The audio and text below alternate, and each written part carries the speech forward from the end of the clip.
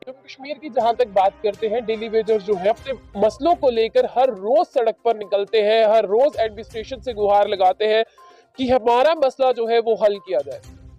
जहां पर आप देख रहे हैं, एक नोटिस मेरे हाथ में है, ये आपको पढ़कर बताऊंगा और ये 25 तारीख का है। लेकिन यहाँ पर यह है कि एडमिनिस्ट्रेशन जो है वो लद्दाख के मसले को देखकर जो है वो संजीदा लग रही है, जबकि जम्मू कश्मीर की बात करते हैं, कब से आप देखिए अगर सड़कें भरी है, डेली वेजर्स भाई रोज बाहर निकलते हैं, बहनें भी धरने पर बैठती हैं, लेकिन वो यही कहते हैं कि SRO 64 या SRO 5 से 20 के तहत जो है हमारी डिमांड्स को फुलफिल किया जाए।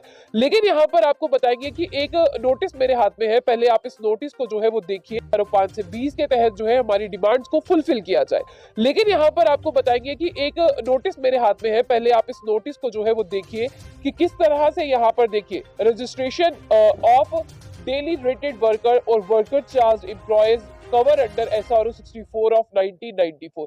मैं आपको बता दूं कि ये सिर्फ लद्दाख के लिए है और ये देखिए नीचे हस्ताक्षर भी है और साथ ही साथ आपको ये तस्वीर दिखाने की कोशिश इसलिए कर रहे हैं क्योंकि क्या हमारे डेली वेजर्स इससे खुश हो या ना उम्मीद हो। ये जो नया सर्कुलर दिख रहा है, क्या वो ऐसा सोचे कि आज लद्दाख की बारी है और कल मेरी बारी है, या वो ऐसा सोचे कि सिर्फ लद्दाख का काम होगा, हमारा नहीं होगा।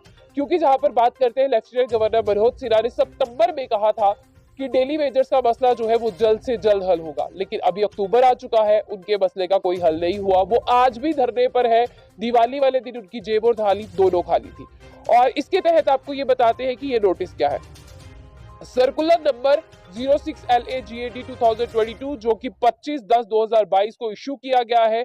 और आपको बता दें, इसके तहत ये कहा जा रहा है जितने भी एडमिनिस्ट्रेटिव सेक्रेटरीज हैं, जितने भी डिपार्टमेंट्स पे, उनको जो है 24/1994 से पहले जितने भी डेली वेजर्स लगे हैं उनका डाटा, और चाहे बता दें आपको 31/3/1994 से पहले वो काम कर रहे थे, उनका डाटा जो है वो एडमिनिस्ट्रेशन को सौंपना है।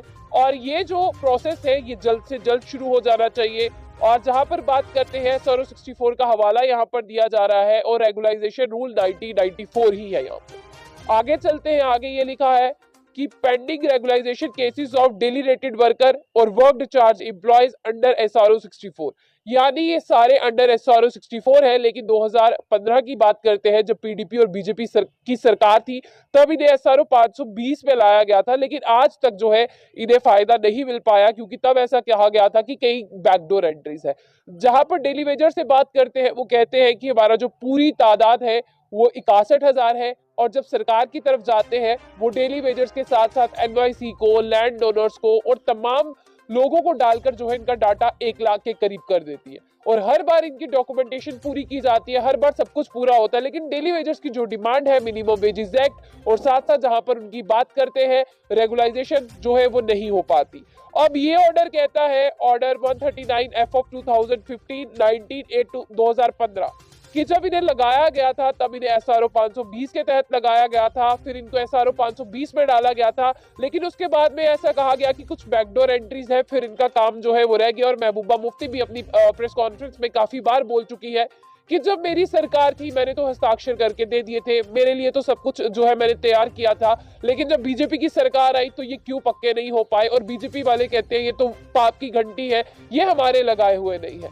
ना तो जिन्होंने लगाए हैं वो इन्हें मानते हैं और ना ही जिनकी सरकार है वो कहते हैं कि ये हमारे हैं, यानी ये आधार में लटके हैं। लेकिन अब इनका होगा क्या, वो आगे बात करते हैं।